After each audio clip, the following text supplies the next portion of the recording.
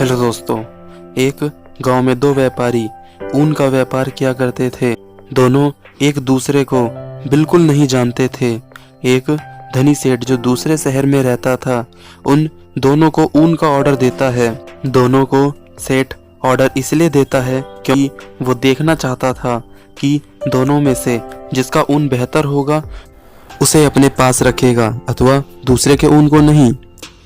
पहला व्यापारी अपने घर से निकल जाता है। रास्ते में एक जादुई जंगल पड़ता था, इसलिए वह बेफिक्र होकर सिर्फ अपने साथ ऊन लेता है और निकल पड़ता है।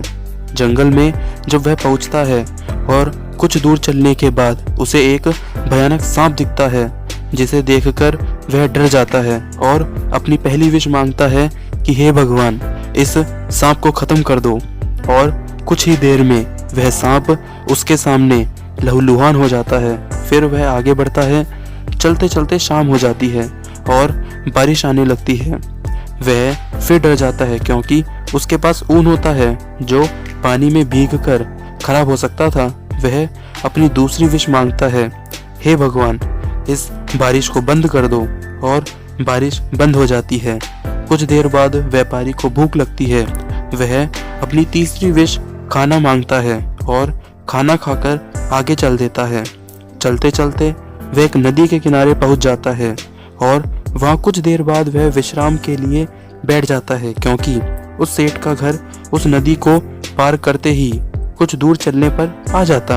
अगले दिन दूसरा व्यापारी भी बेफिक्र होकर सिर्फ ऊन के साथ उस जंगल को पार करता है। असल में लोग लालच में आकर उस जंगल से ज्यादा ना मांग लें, इसीलिए सांप, बारिश जैसी कठिनाई जंगल सबको देता था। इसीलिए दूसरे व्यापारी को भी जंगल पार करते हुए सांप दिखता है। व्यापारी अपनी पहली विश में एक डंडा मांगता है जिससे कि वह सांप को लहूलुहान करके मार डाले। और उसे डंडा मिलते ही वह उस सांप को मार देता है। कुछ दूर चलने के बाद वहां बारिश आने लगती है। वह व्यापारी अपनी दूसरी विश में एक छतरी मांगता है, एक बड़ी छतरी, जिसमें वह और उसका पूरा ऊन बारिश से बच सके। फिर अंत में दूसरा व्यापारी भी अपनी तीसरी विश में खाना मांगता है और खाना खाकर नदी किनारे पहुंचता है, जहां पहला व्यापारी फूट फूट कर रो रहा होता है। पहले व्यापारी से दूसरा व्यापारी पूछता है कि क्या हुआ। तब पहला व्यापारी अपनी परेशानी बताता है कि मैं अपनी तीनों विशेष मांग चुका हूँ। मैं घर से सोच कर आया था कि अपनी 3 विशेष में खाना, बोट और चप्पू मांगूंगा, लेकिन सांप और बारिश की वजह से सब गड़बड़ हो गया और अब ये नदी मैं कैसे पार करूं? मैं तैर कर भी नहीं जा सकता क्योंकि पानी से ऊन खराब हो जाएगा। वापस घर जाकर भी नाव नहीं ला सकता क्योंकि ऊन आज ही देना है। पहला व्यापारी दूसरे से पूछता है, और तुम? तब वह कहता है, सेठ ने मुझसे भी ऊन मंगवाया था और मैं जा सकता हूँ क्योंकि मेरे पास छतरी है जिसे मैं बोट की तरह इस्तेमाल करूँगा और डंडे को चप्पू की तरह। पहला व्यापारी कहता है, मुझे भी साथ ले चलो।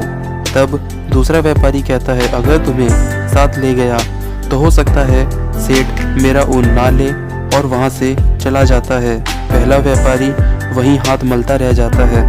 दोस्तों, ये जंगल हमारी जिंदगी की तरह है, जहां हम सोचते कुछ और हैं और होता कुछ और है, और विशेष पूरी करने वाला और कोई नहीं हमारे पेरेंट्स होते हैं, हमारे वेल विशर्स होते हैं। लेकिन ये हमारा कर्तव्य बनता है कि जब कभी भी हमारी जिंदगी में प्रॉब्लम आए तो हम उनसे सीधा ये एक्सपेक्ट ना करें कि वह हमारी प्रॉब्लम खत्म कर दे, बल्कि हम उस दूसरे व्यापारी की तरह हम भले ही अपने वेल विशर से मदद तो लें, लेकिन प्रॉब्लम खुद ही सॉल्व करें और वहाँ से जो आपकी इंटेलिजेंस बढ़ेगी उससे आप अपनी ज़िंदगी में अच्छे से जिएं और हर सफलता हासिल करें। क्योंकि ये सोचना मूर्खता होगी दोस्तों कि हमारे पेरेंट्स का हाथ हमारे सर पर हमेशा रहेगा। इसीलिए रिस्पॉन्सिबिलिटीज लेना सीखो, ज़िंदगी की प्रॉब्लम्स डट कर सॉल्व करो। Thank you.